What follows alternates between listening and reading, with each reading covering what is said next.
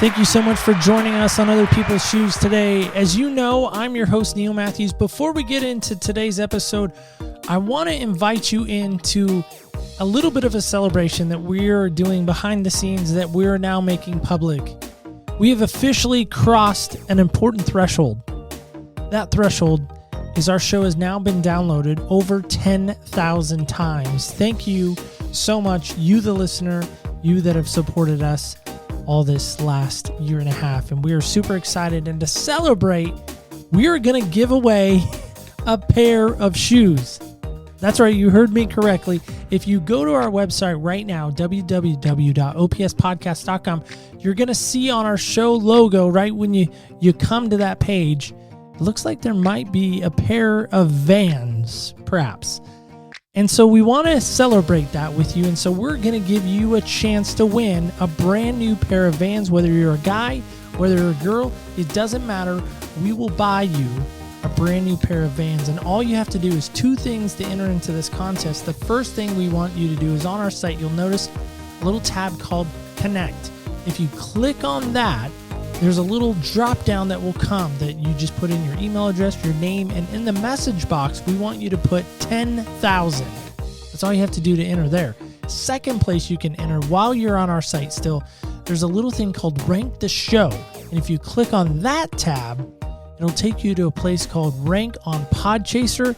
Right there, you just click on that link. It'll take you right to Podchaser, and you can leave us a review by entering in some basic information on Podchaser, and you leave that review there. We'll see it there, and you get a second entry. And at the end of October, we will put everybody's name into a drawing, and we will pick a lucky winner. So go do that right now. If you're interested, please stay tuned for the show, because here we go. Hey, come take a walk with me, not like you used to do. Do something different and put yourself in other people's shoes. Open up your mind and open up your eyes and change your direction, change your perspective. Welcome into Other People's Shoes. As you know, I'm your host, Neil Matthews. Thank you so much for joining us today. It is so amazing when we get to go out to, should we call it the Bobcat State or the Buckeye State? Well, our next guest, I'm sure, will be wanting to correct us. She's also host of Bridge of the Faithful, a podcast where she explores and documents what faithfulness means and looks like in real-life examples. She's also a nurse of oncology, but her favorite job is being the wife to an amazing husband, Josh, and a mother to 3 tiny monsters, or angels, depending on the day. Help me welcome in my guest, Jenna Erlandson. Jenna, how are you today? I'm good. How about you? You know, I always say better than I deserve. Does that sound cliche, though? Does that sound like triteful in some way? I don't know. I feel like 2020 has just changed perspective of everybody's life view right now. So I say go for it. Well, I'm not going to change it because I really love the phrase. And it does remind me to say, you know, I don't deserve really anything, right? Yeah. Okay. All right. Well, fair enough. I don't know. That makes me sound like, yeah, Neil, you don't deserve anything. There's no good way to answer that question. There is no good way to answer that. That was a trap. You're like, that's a trap. I feel like you're like Admiral Akbar. That's a trap. That was my. I used to work with a Dr. Akbar, and No way. I literally accidentally called him Admiral Akbar one time, and he was so mad at me. How many times in his life do you think he got that? I don't know, because he was not American. Okay. Like, I don't think he even knew The reference. what Star Wars was. Okay. So I think All right. he just was thinking I was making fun of him. So. There are people out there that right now that don't get that. And so if you don't get that, you really probably need to go back and watch what I think it's Return of the Jedi, right? It's a trap. Mm-hmm. Isn't it Return Yep. of the Jedi? Okay. Yep. I'm getting letters from all the Star Wars fans right now like, you don't know what line that is from Star Wars? Like hate mail just coming my way. I can feel it. Okay, so I'm sure people did listen to our Star Wars trivia, even though it is amazing. Star Wars. The original 3 are good. Yes. The prequels we'll just leave on that table. Anyway, so yeah. Jenna comes to us from the great state of Ohio, Ohio. That spells Ohio. Jenna, what is so amazing about Ohio? Like if I come to visit or someone came to visit you, where would you take them around town? Like one of the best things you would take them around town in? Like my town or the whole state Yeah, of Ohio? we'll say your town. Like what town are you in Ohio? I live in Greenville. And how far is that to Columbus? To Columbus, it's 2.5 hours. Okay, so you're kind of in that Buckeye country. Yeah. All right. Yeah. So my brother would kill me if I didn't pick the Buckeyes. Because he went there. He's just as much about the Buckeyes as you are with North Carolina. I don't think that's true because no one is. He literally has tattoos of Brutus the Buckeye. Okay. Yep. He named his son Grayson and was going to name his daughter Scarlet for Scarlet and Gray. So Yeah. So small story on us. Us being my wife and I, we made a list of names 13 years ago with my daughter. Number one draft pick, Caroline, and we had 3 vetoes each. You know how fast that got crossed out? That was our number 1 cross out. Gone. all right. My dog's name is Cota, though, Cota, Okay. after Ed Cota. So that's as close as I can get to like naming things after Carolina people. But yeah, it's bad. It's bad for me. But I'm not as bad as your brother. So he does win the fandom award. So there's that. Yeah. He's pretty good at that. Little sound effect for the fandom award. Anyway, back to you. So you're really close to Columbus. Yeah. Cincinnati's closer to me. Cincinnati's about an hour, 45 minutes to an hour. And Columbus is 2.5. And then Cleveland, the 3 C's, Cleveland is probably about 3.5 hours away from me.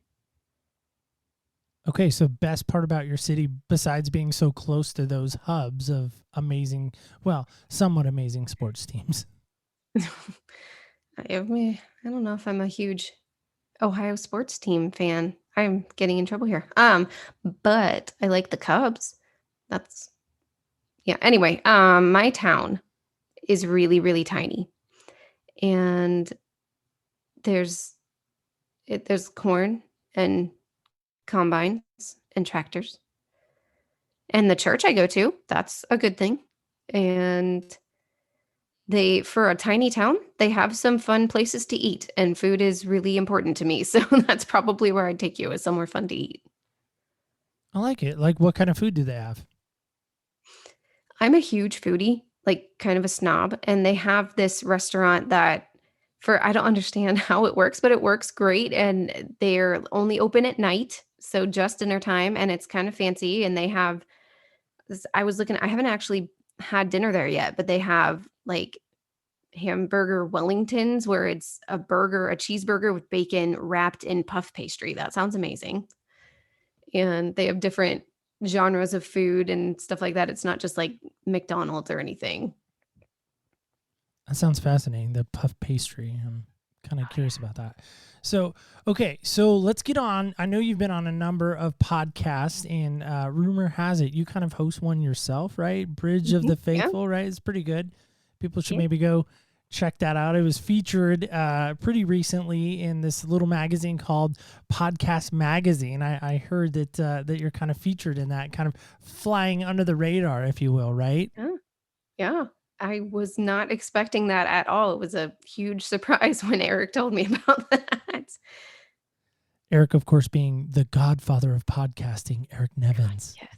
That's what I call him anyway. So that's awesome. So you've been doing that a little while too. So that's cool. So people can, of course, go check that out if you're interested, which we, of course, encourage. So please check our show notes and you will see a little link to go listen to Bridge of the Faithful. Is there a certain episode someone should go out and listen to right away? I have a couple of favorites. My most popular episode is called Peace Be Still. Shoes of Peace. It is talking about a little bit of Armor of God in that one. And that's been popular this year. And another one I really like is Facing the Red Sea, talking about how we need to look at what God's done in the past so we know we can trust him in the future. That's one of the big ones I've needed this year. And then my other favorite one is talking about the parable of the talents, because that's a pep talk that I need quite often. Who doesn't need a pep talk? Yeah, every day. Every day, right? Everyone needs a pep talk. So, most important question, because I know you're probably going to be on a number of podcasts now, because that's what happens when people sit with us. Doors just begin to open for them to go on to other podcasts. I'm just saying, like, it happens. We've done some statistics. Research has scoured the ends of the earth to prove this theory for us. So our research team is just all over the place with that. So here's what you're going to not get on another show. You're going to not get this very important question that everyone should answer in their lifetime, and that's this. Jenna, what style of shoes do you love to wear? So the first time I listened to your podcast, I heard this question, and I've been thinking about my answer ever since, because I was like, if I ever get on his show, I know exactly what I'm going to say. I've been dreaming of this moment, Neil, for a very long time. But if you go with what I wear every day, it's just whatever I can slip on because I'm usually chasing kids. But my favorite style of shoe to wear, and I feel like you would know this, is actually called kangaroos. Have you heard of them? I have. Actually, Walter Payton, if I remember right, the former Chicago Bear, endorsed kangaroos, if I'm not mistaken. Oh, nice. I'm pretty sure you're right, because my husband's a huge Chicago fan. And his grandfather used to sell them, and I wore them. They came back in the late 90s, early 2000s. They were originally from the 80s. And I love them because, first of all, shoes with pockets is cool. And then I just love bright colors. So they come in. I still have the ones that I wore in high school, and I have 10 pairs of them, all in different colors. And that is actually how my husband started talking to me, because we're nerds and we play French horn, and we were stand partners in college, and he didn't talk to me for like 3 months. I thought I smelled bad or something. Like, he wouldn't even turn the pages. Like, he was so scared of me. I don't know what I did to terrify him. But the first thing he said to me is, "I like your shoes." And then history was made. I feel like that needs to be a Hallmark movie. That whole segment, that whole like transcribing, that whole just imagery of that needs to be a Hallmark movie. I don't know. Have you called them about that maybe? I don't know. I should. It could be like the sequel of the Christmas shoes. The kangaroo shoes. It could be, yeah. So I did Google it. They're Roos. There's actually a pair called Roos. I'm not seeing the one with the pockets, but that's okay. But Walter Payton did wear them. They're currently on a place called Posh Mart, if I'm saying that right. And they're used, and they're $250. Wow, my shoes are worth $250. Well, those are the Walter Payton edition. So okay. maybe, I was like, yeah. maybe. But even like some black ones, which have the 34 on them again, Walter Payton homage to him. Etsy has them for $349.99. So act now, and you too can have yourself a pair of Roos, much like Jenna. So Jenna, getting into this, now that we've gotten the shenanigans and the fun and the OHIO out of the way, and the podcast, not that we're getting that out of the way, but we're crossing this new bridge. See what I did there? We're getting into this specific date for you, and that date that you gave us was May 23rd, 2013. Why on earth, like, of all the days to pick for you, why that date, and why is that so significant to you? For me, it was the day that from then on, I can pinpoint to that date and see where what transpired on that day has led to almost every single part of my life. Different paths, different circumstances, different jobs, so many things all point back to what happened on that day. So what happened? Because right, we have this like this epicenter, right? This kind of crater mark, this deep impact, right? I think of Thor's hammer, like when he landed, in Avengers. I know you're a comic book fan, so that's why I'm going there. But I just remember that in Avengers, like there was this gigantic crater, and in the middle of it, like his hammer, boom, just right in the middle. So what you're saying is this date for you is kind of where everything kind of spawns out from or like spurs out from? Yeah. Okay. And why that date again? Do you want the story I'd love the story. Sure. of the Absolutely. day? Yeah. We So, love stories. Why wouldn't we want a story? Sure. exactly. Story So time with Jenna. it does have a little prequel. My husband was a youth ministry major in college where we met. And when we graduated, we realized we are not mature enough to be responsible for the spiritual welfare of teenagers. We're barely old enough for that. So we held off. Um, he became a video producer for live production at the university that we went to. And he did that for probably about 6 years. And but he also decided to go back to school. He really loves technology and he's also very creative. So he went and got a degree in computer animation. But you can't really get a job in computer animation when you live in the cornfields of Ohio. So we moved from, we'll get to that later. But so I've lived in cornfields in Ohio for 15 years of my life, and no more than that now at this point. But I'm old, Neil. When did we get old? I don't I'm still not young. 20 I don't know what you're talking about. I'm like a spring chicken, they would say. So there it is. So my brother lives out in LA, and on May 23rd, we decided to fly out and see if LA was a place that we could move to. For me, it would be complete culture shock. So I wanted to check it out, try it before you buy it, check it out, make sure I didn't hate it before we pursued moving out there. And we sat in the airport right before we were leaving. And my husband and I remember holding his hand. We were still spiritually immature. We don't really pray together very often. And this was one of those moments where we did. And we said, God, if this is the direction you want us to go, and by that we meant if it's time for Josh to leave his job in the video production job that he was in, if it's time for him to leave this job, make it so clear that this is what we are to do. So we fly out, and within probably 5 hours of landing in LA, my husband got a phone call that his job was just gone, completely gone. And we're like, God, that was a lot more clear than we were hoping for. But yeah, so he made it abundantly clear, just like we asked, that it was time to leave that job and move on to something new. So you go out to LA thinking there's going to be a job there, right? Or just checking it out to or see even if it like was kind of smell test, if you will, kind of putting out the fleece, seeing if it gets wet. Like, hey, could we make it out in this fast pace? By the way, there's the ocean there, which, for you Midwestern people, you're like, what is this like amazing thing that is the sound and the sand and the smell? Terrifies me, Neil. Terrifies Oceans you? are scary. Oh my gosh. They are terrifying to me. We need to talk. The ocean, Waves are scary. The ocean is where I find my peace. Anyway, but I get that, right? But then, like, as you're out there, the door shuts, like probably slams shut. Like you could probably feel the wind from the door shutting of that position being closed, correct? Yeah.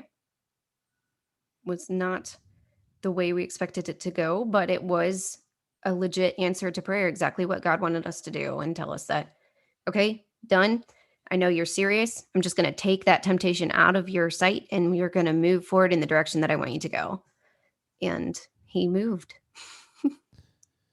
That to me is an amazing thing that can happen to you, because then fast forward, right? So that's starts the domino effect of things for you. Mm-hmm. Would you say?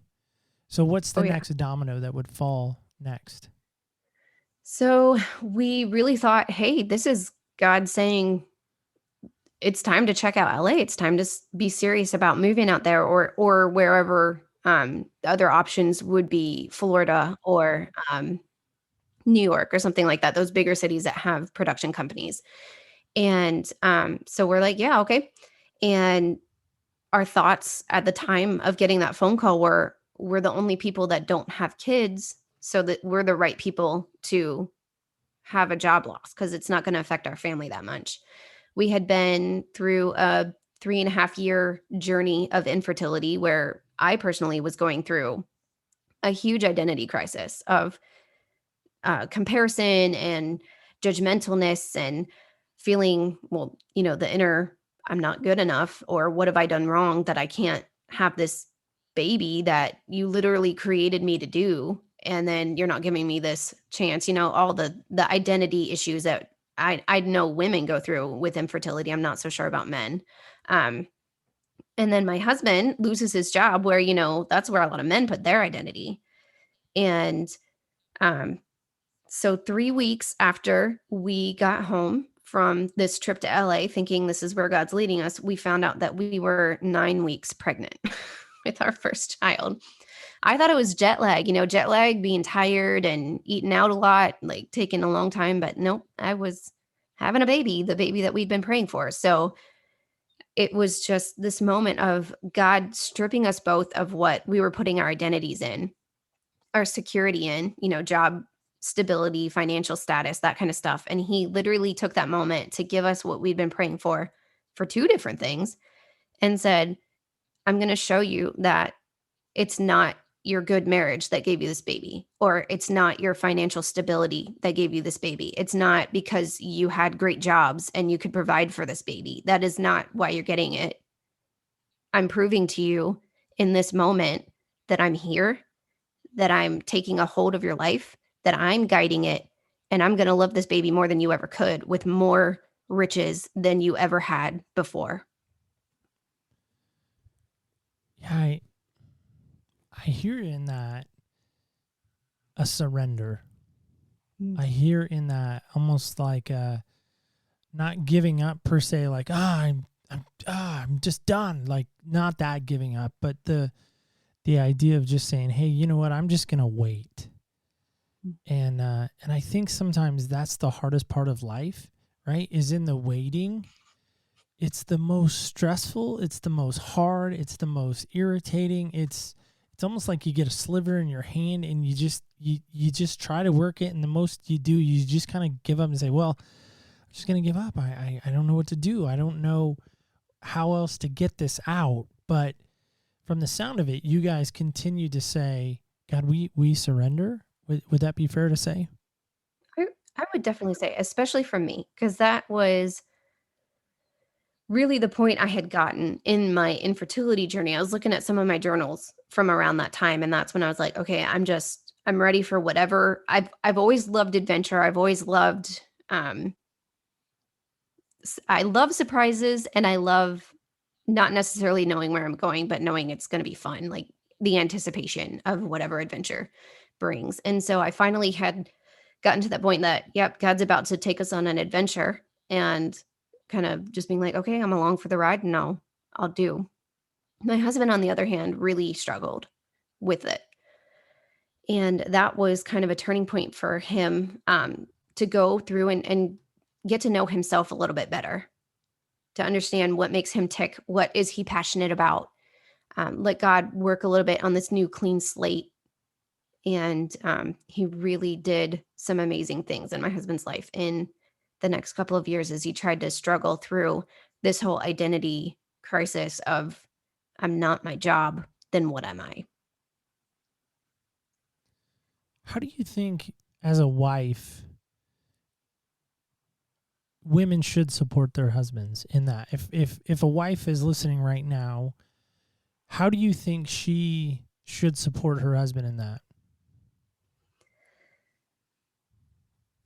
I know what I did, and I think everybody's marriage is different. So part of that is just, learning to focus on, first of all, what your expectations are on as a wife. What are your expectations of your husband? And then being able to, what you do, Neil, put yourself in his shoes, pay attention, study. It's almost like going back to dating, where, this is a new person. They've been broken, and they need to be supported. They need to figure out where they are, where they stand, what needs to be worked on, what needs to grow. And your job is support, which is always huge in a marriage, and no matter what's going on, but also to be available to help him explore, to not judge him when he's trying to figure out, like, what really am I? To be able to talk which most women want to have these discussions. So it's actually kind of a really cool bonding time, an emotional vulnerability for men that they don't normally have. So you need to be careful with that. You need to handle it with care. You need to respect it and just show so much love in a time like that, because there's so much fragility, but also you can strengthen it so much in that time too. Yeah, no, I love that a lot. And I just was curious because I think so many times, again, in that waiting period, that tension, that space that comes in any marriage and any decision making when there's two people involved, I think there's that idea to try to fill the space with something. And sometimes it's just great just to let it be at peace, you know? And so I love that. So one thing I wanted to ask about, because I was really curious about, which is this: why do you think that was allowed to happen to you both? With the infertility and the job loss at the same Yeah, time. I mean, I just think that's just just a lot of stuff being piled on you. I mean, that could be very overwhelming for people. So I'm just curious, why do you think you were not spared from that, I guess, in a weird I sounding. When I look back at it, to me, it's not that I wasn't spared. It's, when you're a parent, you realize a lot more about how discipline is love and not being mean. And both of us had been really prideful in different ways. We were not growing in the right direction, and God needed to kind of intervene and help us to, go back to the right. And I think of like surgery, where um I was just talking about this in an episode that I interviewed last night, but they were talking about how a surgeon goes in heart surgery, and if you walked into a hospital and you didn't know what surgery looked like, and you saw this surgeon like cutting open, a chest and cracking a chest open to do surgery manipulation in this person's body, you would think like, what horror movie did I walk into? But God doesn't come in and break you and leave you on the table to bleed out. He goes in with a fine tune. He knows exactly what he's doing. He created us, so he knows how all the pieces work.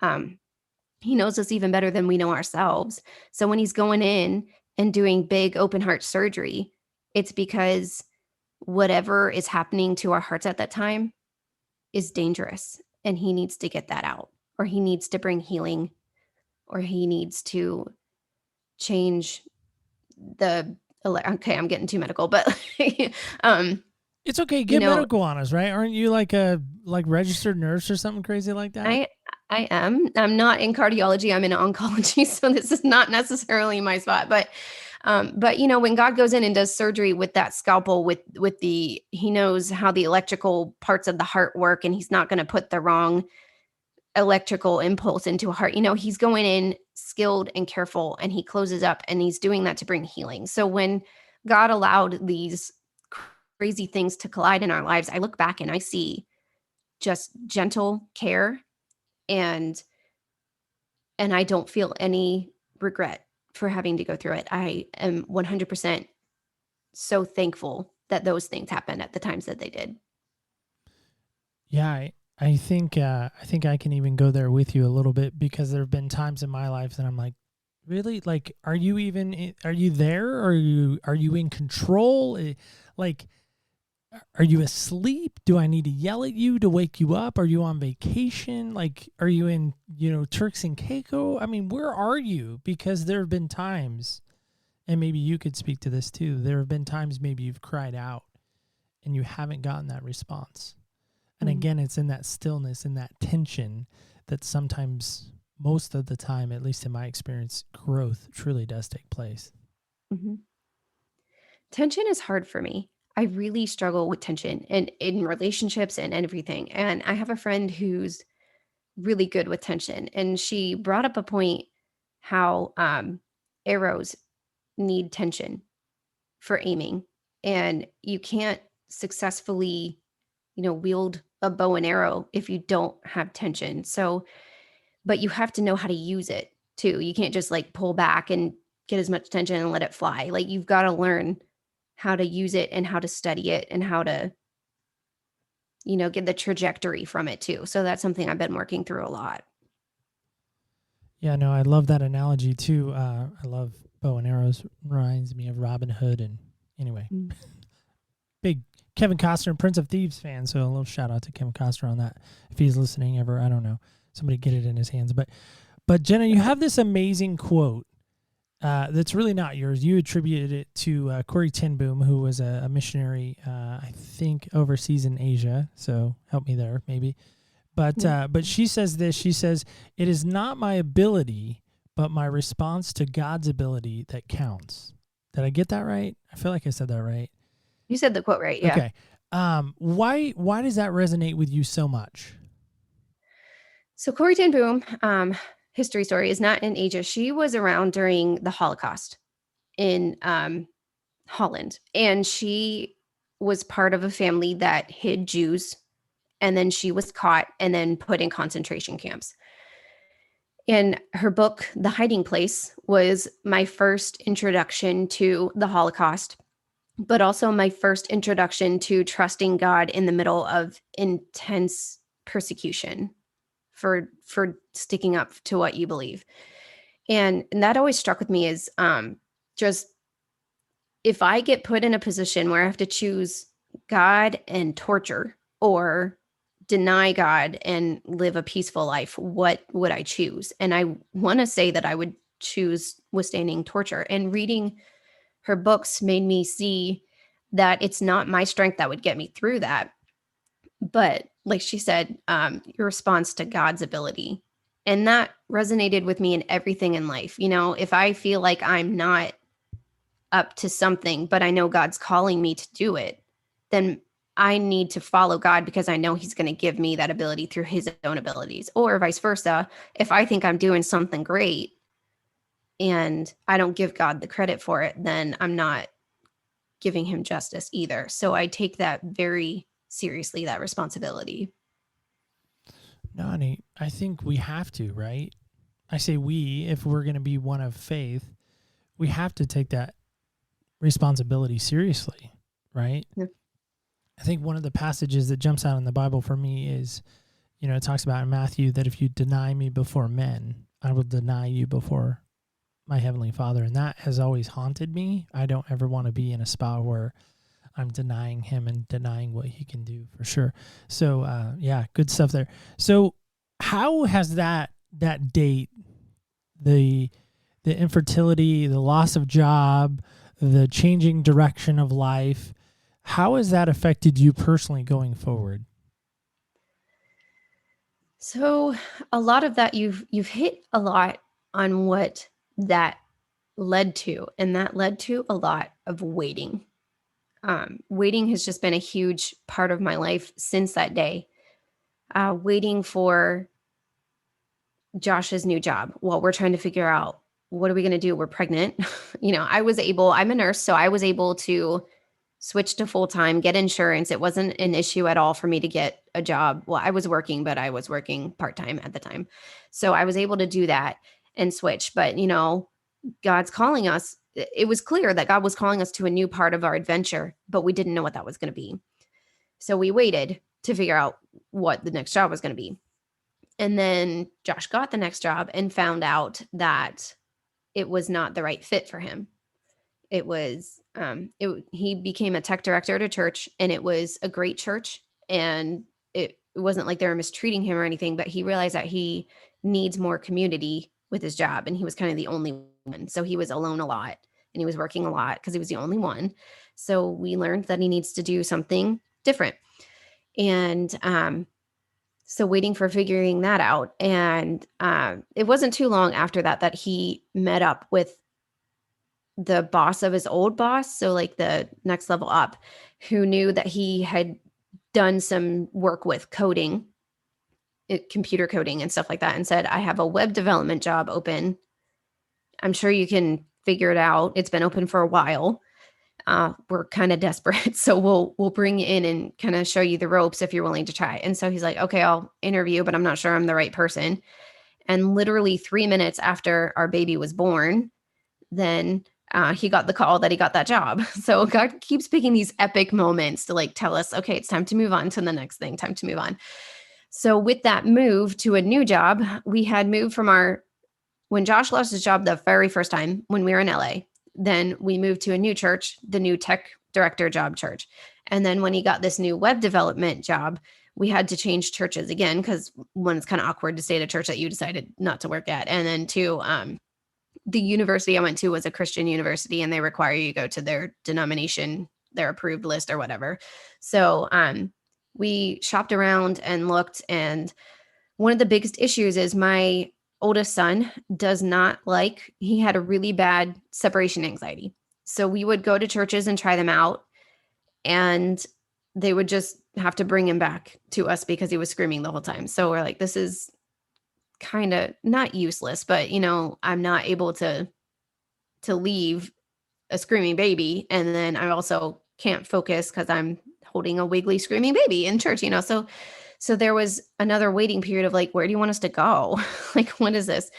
And there was also some wounds that needed to heal from, going to this Christian university, suddenly losing his job. And there was, I think, 35 layoffs that day. So it wasn't just him. There was just a whole bunch of stuff, but there were still some wounds. So he didn't want to go to a church that had a bunch of people that he worked with before or anything like that. So finally, I think it was 9 months into that, we finally found a church. And when we got there, we really liked it. And then the next week, they're like, the pastor's gonna leave. It's time for him to retire. And we're like, we just got here. We liked it. Why is he leaving? And so we decided to stick it out because it was the first time. The amazing, and this is where like all of this timing, I just look back and I'm like, it was so intricately woven, this whole story. And Eli, my oldest, we found out because the youth or the children's director, she found out that Eli will not scream if there is a grandpa in the room. Something about grandpas are just the magic touch. So she always made sure that he was in a room that had an old man. Old men are just the bomb with my oldest. So she figured that out. She took the time. She wanted to make sure that we were spiritually fed so that we could, I think she could just see the desperation in our eyes the first time we came of like, we are so tired and we're so desperate for adult interaction. And she figured it out. So we decided to stick it out just because it was like a moment of sanity in our lives. And the new pastor that came in a couple months later just really resonated with Josh. He was vulnerable. He was willing to talk about his issues that really resonated with Josh and some of the things that he had really been struggling with. And he brought him under his wing. And Josh realized with this that he was not that he wasn't saved per se, but he was not dedicating his life to Jesus. He was letting too many things, too many walls up, too many wounds or whatever that he was not willing to give in. And there was a day where he's like, I think I just got saved for real. And I'm not sure, that's up with him and God. I don't know what actually happened, but there was definitely a change where he finally either let down his guard and let God fully take over his life or whatever. But there was a moment because he lost his job, because of the timing, because of the baby, because of grandpas, because of this amazing woman who figured that out, because the pastor retired a week after we started going there, and because of the new person that he brought in, then Josh was like, okay, I really do trust that God's got this, and I'm really going to dedicate the rest of my life to whatever he wants me to do. Wow. That is a lot of waiting. That is There's lot. More, Nick. There's right? More. I mean, there's always more. I just feel like there's always more. So, but in that, I'm wondering, because you keep saying, and we've already talked about it. Like, I think we agreed on the word waiting, right? Is that the greatest lesson you learn? Is the waiting period, or is there another lesson that you really did get out of this date and everything that happened with it? For me, I don't like, it just was so big because I can always look back and be like, yeah, because this happened, we grew in this direction. But waiting is definitely one of them. And if you want to go back to my podcast, there is an episode that I did, Waiting in the Shepherd's Field. And that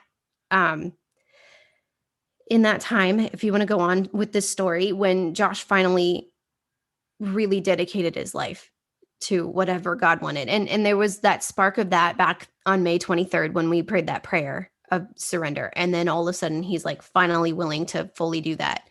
Then God said, that Bible degree I had you get, now I want you to use that. I want you to start working for it. So I see a lot of that. And this is not me like saying we're super pious or whatever, but like that whole story brought back the story of David with how Samuel went and anointed David. But, he waited 15 years before he ever became king.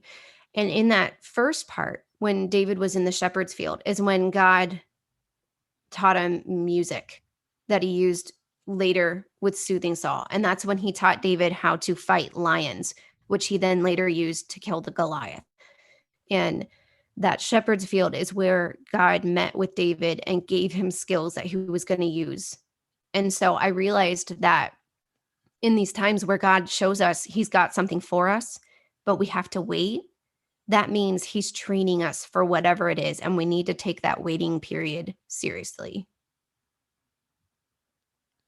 Yeah. Again, being a guy, right? I'm giving the guy perspective, but giving that guy perspective, waiting seems to be the hardest thing to do. Like, it just seems to me, and this is very sexist, so I'm going to get letters, I'm sure. Not only Star Wars letters, we're going to get some other letters now. But I think guys in general, we're terrible waiters. Most women I know are really good. They're not great at it, but they're better than men at waiting. Just a little fun fact for our listeners who are Bible snobs or scholars, maybe not snobs, scholars, nerds. That's what I meant to say. Joseph waited 13 years. We know this maybe. Abraham waited 25 years. Moses waited 40 years. And of course, Jesus waited 30 years. So, there is some power in the waiting, but I'm just going to be honest. Like, I hate waiting in lines. I hate waiting on hold. I hate waiting for an answer back. I hate waiting on emails back from people sometimes, right? I'm not a good waiter. So Jenna, are you a good waiter? And if so, how can I be a better waiter? And I'm not talking about the one that brings food, since you're a foodie, just to be clear on that. I think you know that, but I just want to be clear on that. I would totally love to have a waiter. No, I am not a good waiter. I am a control freak.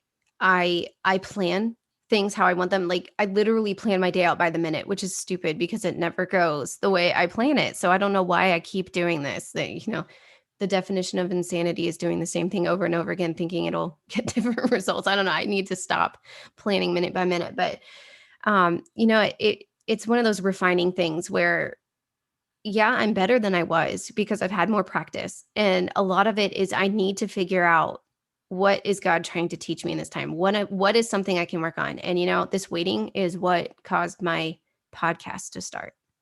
So when I sit in the waiting and I, what's the word I'm looking for?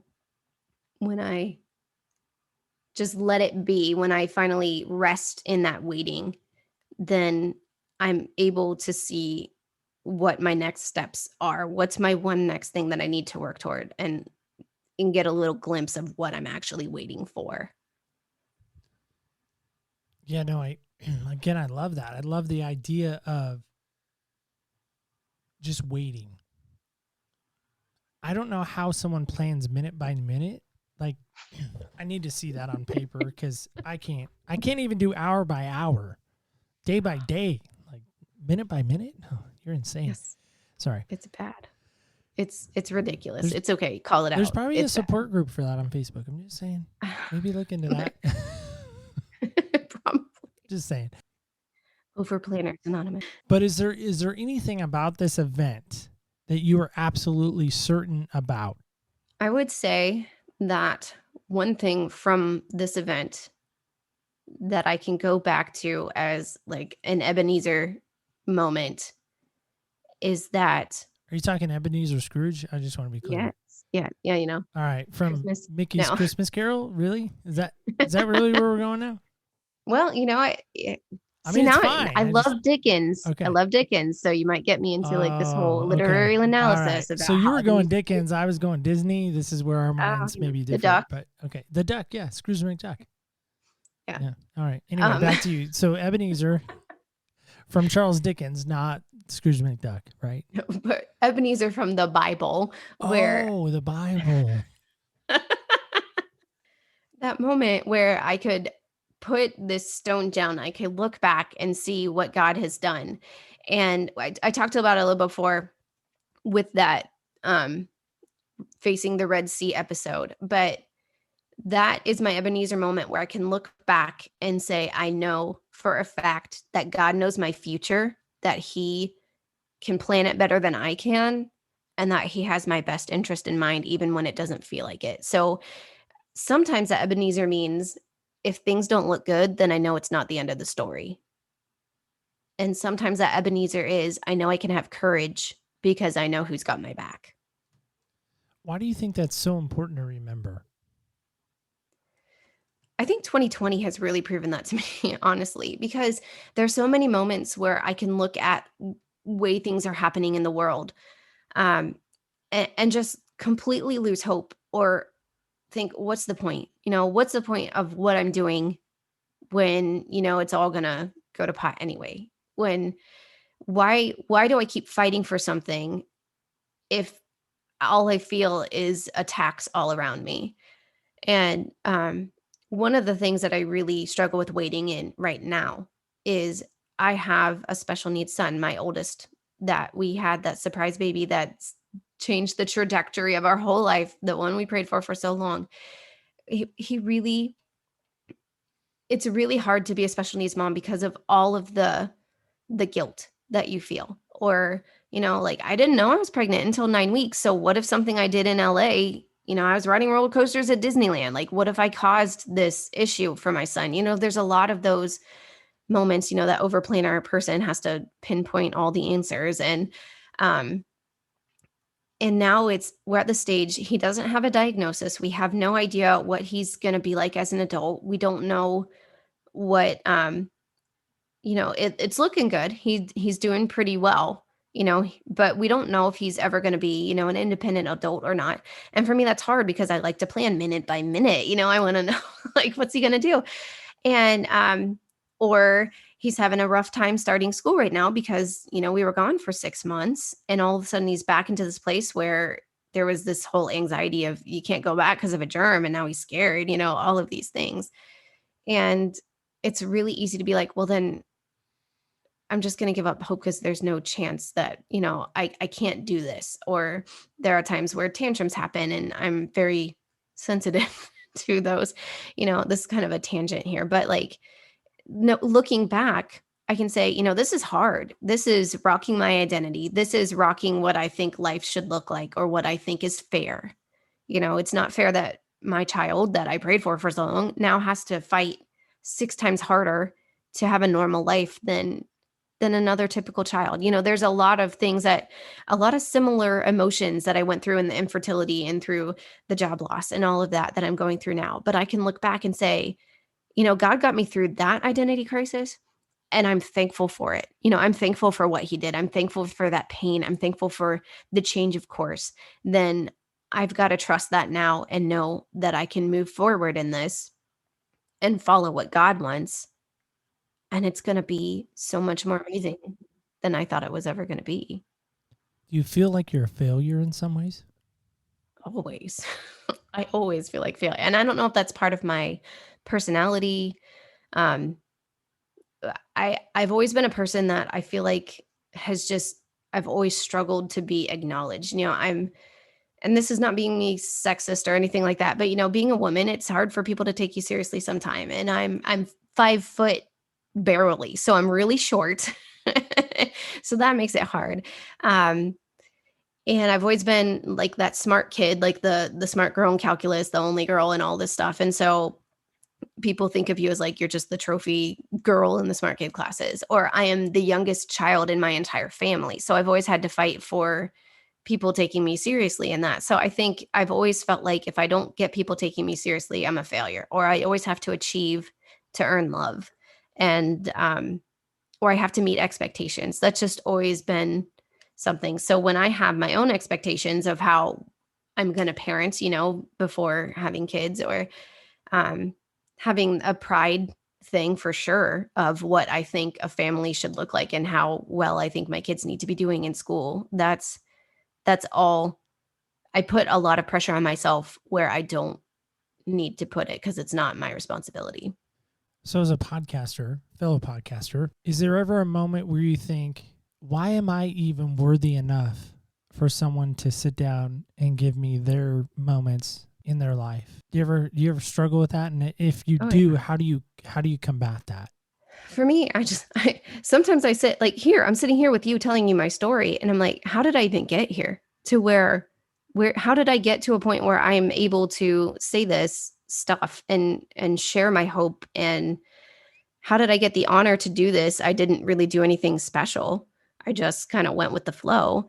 And yeah, as a pod, I definitely have that imposter syndrome. All I did was obey God in that waiting period time. Journey for me in this waiting period of God anointing or whatever, telling Josh that, it's time to go full-time ministry. And that was another 3-year waiting period. And one of the things I needed to work on is, what is faithfulness and why do I trust it? Because that affects how I make the rest of my choices the rest of my life. So that is where my podcast came from. So all that was just me being obedient to God saying, check this out. And all I did was say yes and spoke into a microphone, and the rest was God's just taking me on this journey of meeting new people and doing some pretty cool things that I don't think I did anything to earn. I struggle with that word. Earn, deserve, fair. I try never to say I earned that. I deserve that. That's not fair. Why did that happen to me? Those are words and phrases I honestly try never to say, because I feel like they're all defeating in everything of about it, right? Everything about that sounds defeating. That's not fair. Well, you're right. It's not fair. Life just isn't fair. It's just not. I deserve that. What do I really deserve? I think to me, if we can get out of our own way in that way, I think that can start a movement of just motion to get away from all those things. So just my 2 cents worth. But I do think everyone's worthy to listen to. Everyone's story has value. Now, some people say, well, that person's story has greater value. Well, why?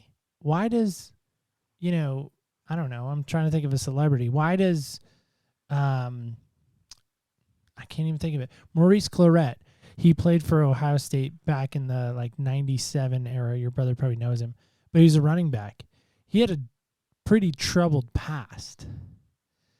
But Jim Tressel, man, look at this Ohio stuff just pulling out of my head. I'm impressed. Jim Tressel said, I'm going to give a chance for Maurice Clarett to play here. And everybody was like, no, he's garbage. Oh, he's this, he's that. But Tressel said, no, he's my guy, and I'm going to stick with him. And I think they ended up winning the national championship against Miami with Maurice Clarett. Of course, now I think he's in jail, but Jim Tressel might have, his naysayers might have been right on that one. But the point is he gave him a chance. He didn't allow somebody's backstory to define who they are. So that's what I meant by that. So that's an OHOIO. I think I spelled it right. Ohio reference. So last question, then we're going to play a game together, because I just have a feeling you love games. I do love games. All right. So here's the last question. Would there be anything you would change, correct, fix about what happened with you and that event and everything that led after that? I wouldn't change what happened, but I wish I could go back and change my anxiety levels and have a pep talk with myself and say, just calm down. You're going to get through this. It's not the end of the world. You're going to survive and you're going to be better for it. Just to be able to have that. Even now, I don't know what things are going to happen, but I could have that pep talk with myself, like, just breathe. It's going to be okay. Don't get in your own way trying to fix things. Then that would save a lot of anxiety and missteps. I love that. I love that the fact that there's even some lessons that can be learned in going back and fixing it, right? Because once we know what happens, we can of course recorrect and we're like, well, I know I missed that spelling word. Now I'm going to spell it right the second time. That's why I always hated taking spelling tests again. Anyway, our game called Senseless. Here it is. We got the die in the cup. By the way, no Ohio State here. Only Carolina Blue. I used to live in North Carolina, so. Did you really? Where'd you live Asheville at? area. Yeah. I was 4 though, so I don't know. But okay, so you got a number 3. There you go. 3. You can even see it. My favorite number. Is it really your favorite number? Look at Yeah. It might not anymore. Greatest thing you've ever smelled. The greatest thing I've ever smelled. I just love the smell of things baking. It is my favorite. It can be bread, it can be cookies, it could be anything. It just, to me, it brings back, obviously, smell brings back memories. And I love to bake anyway. And it's just like, it's a hope of something amazing. And also the memories of things that I loved from the past, all at the same time. What is your favorite thing to bake? I just love to bake. Let's see. If I had to choose something, it would probably be sourdough bread. I love sourdough bread. Yes. Yeah. I like making an egg sandwich with the sourdough bread. It's really good. Yeah. I'll have to try that. I make French toast. Pepper jack cheese. Ooh. Guacamole. Okay. That's where it's at. My Okay. favorite. So Jenna, final thought goes to you, and then I'll just kind of land this plane. Okay. I really love letting God have the last word. There, Isaiah 30:21. Okay. Whether you turn to the right or to the left, your ears will hear a voice behind you saying, "This is the way, walk in it." Why is that so important to you? Because I tend to, get caught up in, you've learned that I'm a control freak to the max, need a Facebook support group, that kind of stuff. But also that God has really shown me that even when I'm trying to do that, he leads me. It kind of goes with that other, he makes my path straight. But it reminds me that I need to stop and listen and a whisper in my ear where I need to go. And that is such a comfort to me. I don't have to figure it out on my own. I don't need to try to make my own trail. I don't need to figure out what my next steps are. I just need to listen for that voice that's right there, right next to me, ready to whisper in my ear. Like, he's not far away. He's not behind. Well, he is. He's in front of me. He's behind me to my side, but he's right next to me, ready to tell me what my next step is. And all I have to do is listen. That's fantastic. I love that a lot. So, Jenna, how can people go listen to Bridge of the Faithful? You can find it on all things you listen to. It's on Apple. It's on Google. I have a website. It's botfpodcast.com.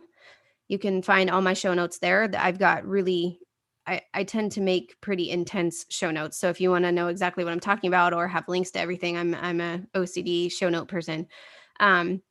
I'm not quite to transcription level yet, but you can go there for that. And then I'm also on Instagram, BOTF Podcast, or Facebook, BOTF Podcast, or you can email me, Jenna, at BOTF Podcast, because I have to have them all the same or I would forget what it was. That's awesome. All right. So, guys, go check that out. Bridge of the Faithful. Thank you, Jenna. Thank you so much for coming on. We, of course, really appreciate it. Thank you for having me. This was fun. Adult conversation for the win. That's awesome. Guys, I just want to challenge you in this as we kind of wrap up today's show. How are you at waiting? Like, is that a spiritual gift for you? Like, raise your hand right now. I can't see you, so I'm gonna take your word that you're doing what I'm asking right now. Raise your hand.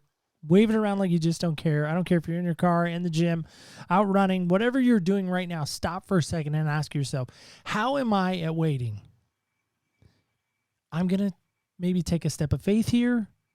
I think you're lousy at it, much like I am, much like Jenna is. I think you're absolutely 100% awful at it even. But that's okay. Because this is maybe an area that I want to challenge you in for the next couple of weeks. See if you can get good at waiting. In fact, I'm going to pray over you right now that you are going to be put in a situation where you're going to have to wait, and you're going to remember these words, and you're going to be like, man, Neil was right. I'm lousy at waiting, but I'm going to get better at it. I'm going to take this moment and I'm going to get good at it. So join me in the waiting period. As I challenge you, I'm challenging myself. I'm going to get better at waiting too, because sometimes in the waiting, in the tension, that's when we really can grow. So guys, I just want to challenge you on that this next week. And really in this next series of months that we wrap up this COVID year, 2020, right? That's what we're going to call it, the year of COVID. Or as I like to call it, the year of waiting, or to get better at that. So guys, just want to remind you of that and remind you of this last thing, which is, remember, when you walk in other people's shoes, you really do get a different perspective on life. On behalf of executive producer Garrett and myself, Neil Matthews, thank you so much for listening, and stay tuned till next week when we walk in other people's shoes. Thank you so much for joining us on Other People's Shoes. As you know, I'm your host, Neil Matthews. Want to thank my guest one more time, Jenna. Isn't she just a gem? I think she should work that into her marketing somehow. Gems with Jenna. I don't know. I'm going to help her out with that, maybe. Just teasing, of course. But she is a delight. And guys, go listen to what she's doing. Bridge of the Faithful. Pretty cool show, if I do say so myself. Help me welcome in our guest for next week. In fact, here's a little sneak preview. We're going to go in a place that we really shouldn't talk about. And I'm going to just leave it at that, but we're going to go out to the Mitten State. If you're not sure what that is, well, check the map. But here's a little sneak preview of next week's guest. If the folks that feel that deep tension of I am so torn and I don't feel like I belong, that's a good thing. You shouldn't feel like you belong, because we don't belong on this earth. This is not our ultimate home. And like, we should not have a Messiah that is, Joe Biden. We should not have a Messiah that is Donald Trump. Like, that is not like that. They are not like, that is not who we're here to serve. And so I think that when we allow ourselves to go down that rabbit hole so deeply that we think that this is the person that is going to turn this country around in either direction. That is right. We're going to get a little bit political. I feel like it's time, right? We got to try those shoes on at least once, see if they fit, see if it's a good thing to walk around in. We have a brand new author coming on next week. In fact, he has come out with a book that has me just intrigued to no end. And I got to tell you, here's the name of the book, Political Homeless Christian. Like, that just begs so many questions. So stay tuned next week. Brand new author. He's going to be talking about his book and why we need to get involved, or maybe why we don't need to get involved in the political scene. I'm going to let you decide for that. Stay tuned for that next week. That, of course, will take place on Wednesday. OPSpodcast.com, of course, is home base. It is the place to be. That's where the show does, in fact, live now and breathe. And, of course, the store is there. And our brand new giveaway that we are doing, that you can still come be a part of. That's right, we're giving away a brand new pair of Vans. Really, 2 easy ways to get an entry in. One, give us a review on Podchaser or iTunes. Those, of course, are both listed under our rating page on our show. But also, if you want another entry, you can go to our Connect page. Just simply fill out the information, put 10K in the box. You are entered. 2 entries per person. We're going to draw a winner on October 30th, Friday, October 30th. So stay tuned for that. It's going to be awesome. Come be a part of that. Again, 2 entries per person. But guys, come be a part of that. Brand new pair of Vans. You can get them. All you have to do is enter, and hopefully we draw your name on October 30th. Again, stay tuned for next week. Super excited about our guest. Super excited to talk about his brand new book. But guys, until then, just remember this. Remember, when you walk in other people's shoes, you really do get a different perspective on life. On behalf of executive producer Garrett and myself, Neil Matthews, thank you again for listening each and every week. We truly appreciate it. 10,000 plus. Guys, we're excited about that. But again, stay tuned till next week when we walk in other people's shoes.